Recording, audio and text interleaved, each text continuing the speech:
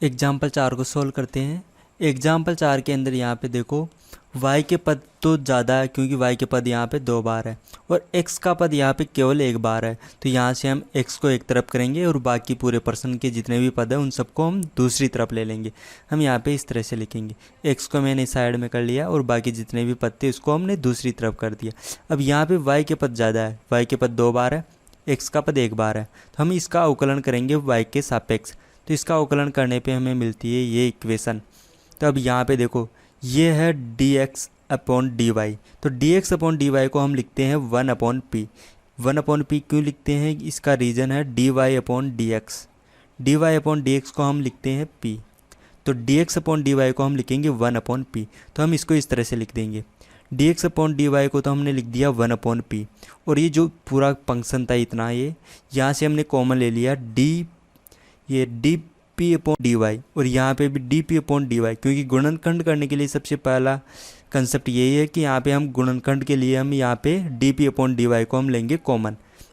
तो यहाँ से dp अपॉन dy को कॉमन ले लिया और जो फंक्शन बचा यहाँ पे कोष्टक में वो यहाँ पे आ गया और कॉमन लेने के बाद जो भी बचा उसको हमने एक तरफ लिख दिया यहाँ पे। और गुणनखंड करने के लिए हम पूरे फंक्शनों को एक तरफ लिखते हैं और जीरो को उसके दूसरी तरफ बनाकर लिखते हैं। तो हमें इस तरह से यहाँ पे यूज में लेते हैं इसको। अब यहाँ पे गुणनखंड करना बहुत आसान है। अब यहाँ पे देखो यहाँ पे जो कोष्टक में बना हुआ है वो हमें यहाँ पे बनाना पड़ेगा। तो यहाँ पे देखो क्या क्या चेंज है, यहाँ पे p है और यहाँ पे कि p की पावर 2 है। तो यहाँ से हमें एक तो p कॉमन लेना पड़ेगा और ये पॉजिटिव है, यहाँ पे नेगेटिव का चिन्ह है तो यहाँ पे हमें माइनस भी कॉमन लेना पड़ेगा।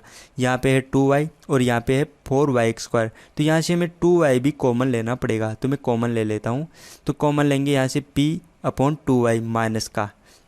तो यहाँ पे ये जो कोष्टक का पद है इसमें और इसमें ये सेम बन जाएगा। तो यहाँ से अब हम इसके गुणनखंड कर सकते हैं। गुणनखंड हो गए इसके इस तरह से। तो अब इसको हम 2 पार्ट में लिख सकते हैं दोनों गुणनखंडों को। एक तो बन जाएगा ये पद और दूसरा बन जाएगा ये पद। तो यहाँ पे देखो इससे तो हल प्राप्त नहीं होगा, इससे हमें विचित्र हल प्राप्त होगा, क्योंकि यहाँ पे देखो यहाँ पे हमें p का इंटीग्रेशन करने की ज़रूरत नहीं पड़ेगी, इसलिए यहाँ पे कांस्टेंट c नहीं आएगा।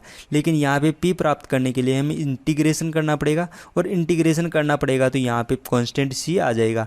तो अब हम इस पद को सोल्व करते हैं। यहाँ पे हमने इस पद को ले लिया। अब यहाँ पे देखो यहाँ पे p और y इनको हम अलग अलग करेंगे ताकि हम इसका इंटीग्रेशन कर सकें।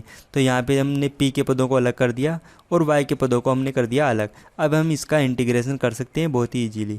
यहाँ पे इसका इंटीग्रेशन करेंगे तो हमें ये इक्वेशन मिलेगी। अब यहाँ पे हम लॉग प्रॉपर्टी लगाएंगे तो हमें मिलेगा px² की वैल्यू। यहाँ पे देखो हमें px² की वैल्यू मिली है और इस वैल्यू को p की मान हमें रखना है इस इक्वेशन में जो हमें प्रश्न दिया हुआ है। लेकिन यहाँ पे कहीं पे भी px² नहीं है तो हम यहाँ से p कॉमन ले लेंगे इतने से पदों में से। तो यहाँ पे देखो p कॉमन लेने के बाद ये इक्वेशन आ जाएगी इस तरह से। p कॉमन ले लिया तो यहाँ पे तो बच गया px², यहाँ पे बच गया px², यहाँ पे p था वो बाहर चला गया। तो ये इक्वेशन इस तरह से बन जाएगी। मैंने यहाँ पे p कॉमन क्यों लिया है, क्योंकि मुझे px² की वैल्यू रखनी है। अब आपके दिमाग में आ रहा होगा कि px² की क्यों, हम p की वैल्यू भी लिख सकते हैं। तो यहाँ पे p की वैल्यू तो हमारे पास इस तरह से होगी प्लस माइनस रूट cy। तो अब हम p की वैल्यू यहाँ पे रखेंगे तो हमें प्लस माइनस भी लिखना पड़ेगा और प्लस माइनस को हटाने के लिए लास्ट में हमें इसका वर्ग करना पड़ेगा। तो मैं ये काम पहले ही कर रहा हूँ, आप ऐसे करके भी हल कर सकते हैं। हल तो सेम आएगा, आंसर सेम आएगा, कोई चेंज नहीं आने वाला है। तो यहाँ पे हमने p कॉमन ले लिया। अब यहाँ पे भी देखो यहाँ पे तो मैं p की वैल्यू रख सकता हूँ क्योंकि यहाँ पे px² की वैल्यू है और यहाँ पे भी मैं रख सकता हूँ। लेकिन यहाँ पे px² नहीं है तो मैं दोनों तरफ वर्ग करना पड़ेगा। तो मैं इसको इस तरह से ले लेता हूँ क्योंकि यहाँ पे इसके साथ नहीं आना चाहिए क्योंकि इसका वर्ग भी अलग होना चाहिए। तो मैंने इसको बराबर की दूसरी साइड ले लिया। अब हम इसका करेंगे वर्ग। तो इसका वर्ग करने के बाद हमें इक्वेशन मिलेगी ये। तो यहाँ पे इसका वर्ग हो गया और यहाँ पे भी हमने इसका वर्ग कर दिया। तो यहाँ से अब देखो यहाँ पे px² बन जाएगा और px² बन जाएगा तो हम यहाँ से px² की वैल्यू रख सकते हैं। तो px² की वैल्यू रखेंगे यहाँ पे। px² का मान हो गया यहाँ पे cy और यहाँ पे px² की वैल्यू होगी cy और बाकी ये पद ऐसे कैसे गया। ये पावर 2 थी px² की तो ये बन गया था यहाँ पे और इस कोष्टक के भी पावर 2 बन जाएगी। यहाँ पे 8 का 64 हो गया और y की पावर 2 पहले से तो यहाँ पे y की पावर बन गई है 4। अब यहाँ पे देखो यहाँ पे y कॉमन ले सकता हूँ तो एक y पहले से 12 है तो यहाँ पे हो जाएगा y²। तो ये y² यहाँ पे y की पावर 4 को कैंसिल करेगा।